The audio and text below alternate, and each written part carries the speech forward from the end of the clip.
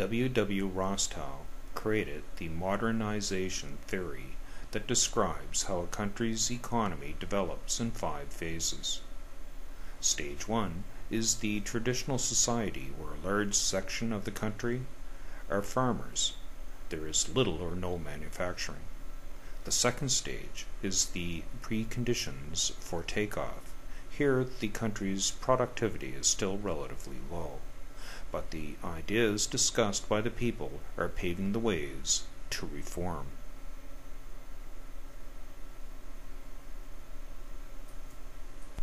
The third stage is referred to as the takeoff.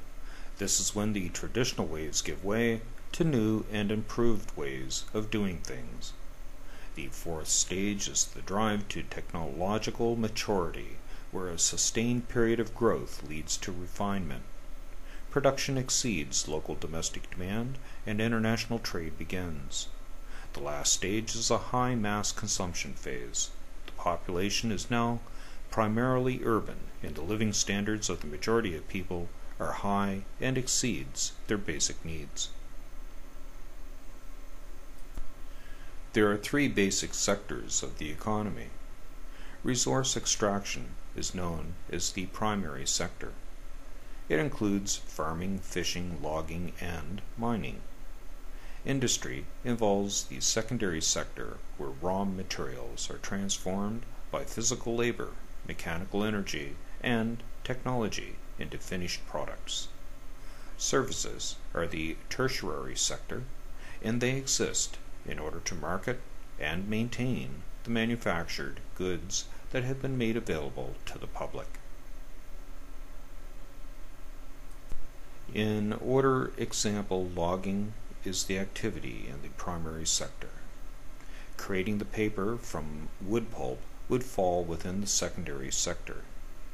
Finally, making books from the paper would fall into the tertiary sector. Now we will examine how wealth is distributed around the world. To understand wealth distribution, we need to know the concept of GNP.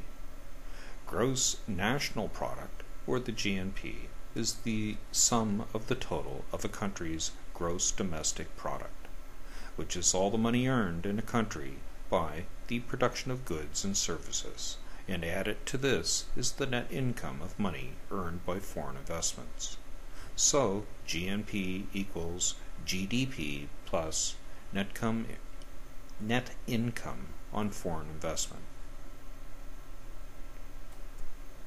Then, we divide the GNP by the number of people in a country to come up with the country's standard of living.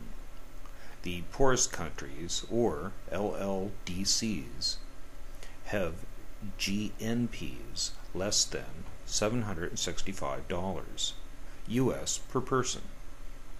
The LDCs have incomes between $766 and $9,385 US per person, while the MDCs are the countries with more than $9,385 US per person.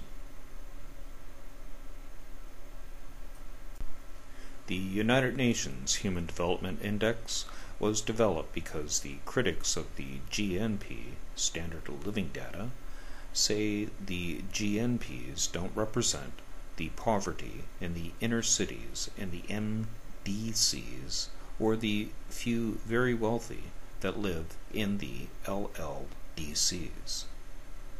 The United Nations Human Development Index measures 1. Longevity of the population, which is expressed by life expectancy. 2. Knowledge, which is expressed as literacy rates. 3. An income, which is the GDP per capita.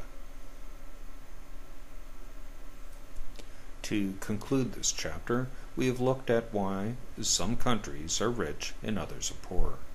We have seen how the Industrial Revolution made North America and Europe rich, and how for 200 years wealth has been attached to industrialization. Now we will look at global trade and see how trade is shifting from the countries around the Atlantic Ocean to those on the Pacific. Also, we will look at the organizations responsible for regulating world trade.